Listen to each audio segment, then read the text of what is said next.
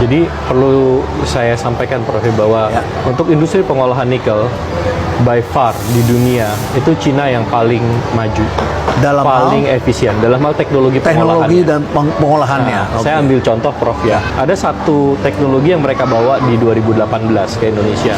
Namanya high pressure acid leaching. Itu untuk mengolah biji nikel kita yang kadar rendah, yang tadinya nggak bisa diolah, dianggap sampah ini Prof, yang saya tulis di artikel kita. Tapi dengan teknologi ini bisa menjadi bahan baku baterai yang sangat berharga. Ya, dari sesuatu yang sampah menjadi sangat berharga, dan ternyata kita bisa memperoleh kobalt juga di situ. Oh, ada kobalt di situ. Kobalt. Jadi sekarang kita produsen kobalt kedua terbesar di dunia, Prof. Berarti untuk bikin baterai kita sudah lebih lengkap sekarang. Lebih lengkap, jauh lebih lengkap. Kobaltnya sudah ada, bisa dibuat. Iya. Nah, jadi teknologi ini, Prof, pernah dibangun oleh salah satu perusahaan barat, ya, di New Caledonia. Ya, investasinya 4 miliar dolar. Oke. Di sini berapa triliun itu? 4 miliar dolar kira-kira sekitar mungkin hampir 60 triliun. 60 triliun. Ya, itu mengalami delay, keterlambatan, apa segala macamnya. Di Indonesia, Prof, investasi mereka untuk kira-kira kapasitas yang sama ya, itu hanya sekitar 1,1 miliar dolar.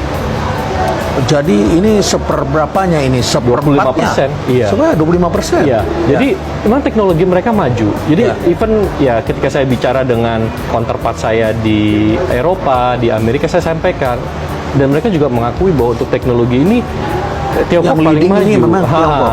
Korea, Taiwan, untuk teknologi smelting ini belum. Jepang, Belum. Amerika, Belum. Prancis, Belum.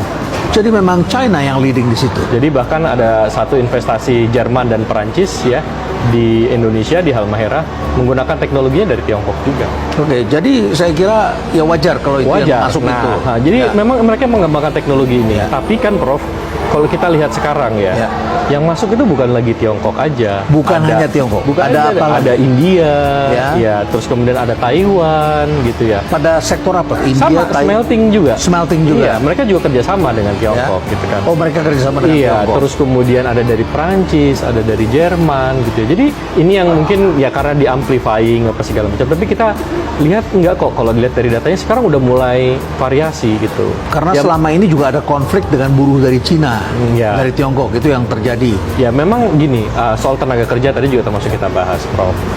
Misalnya saya sampaikan gini, saya juga contohkan, misalnya saya Prof ya, pengusaha Indonesia, saya investasi 3 miliar dolar di Kongo gitu ya Prof ya, 3 miliar. Tapi kan saya tentu akan bawa dong beberapa orang-orang yang saya percaya untuk melaksanakan investasi saya.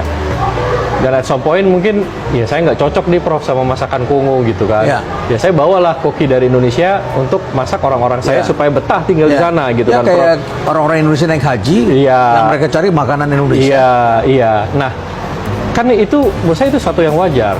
Terus kemudian kalau kemudian investasi saya di Kongo bisa menciptakan puluhan ribu tenaga kerja, saya misalnya hanya bawa 1.000, 2.000, 3.000, kan itu sesuatu yang normal, dan itu buat negara juga menguntungkan. Dan pasti lebih banyak dari lokal karena lebih murah di sana.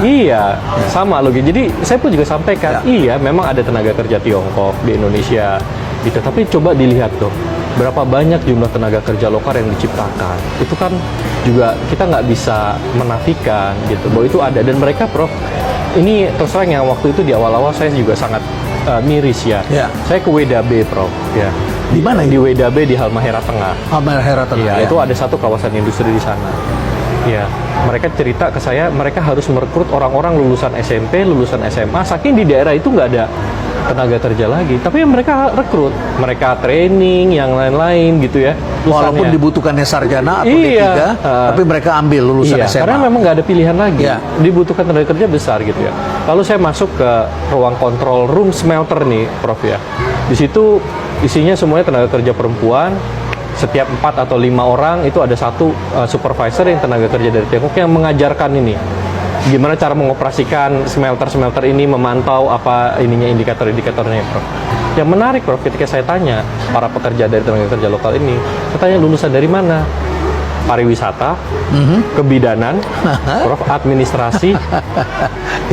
Jadi ya, memang bukan engineer, tapi ya tidak match sebetulnya. Nggak match, tapi tetap mereka dilatih.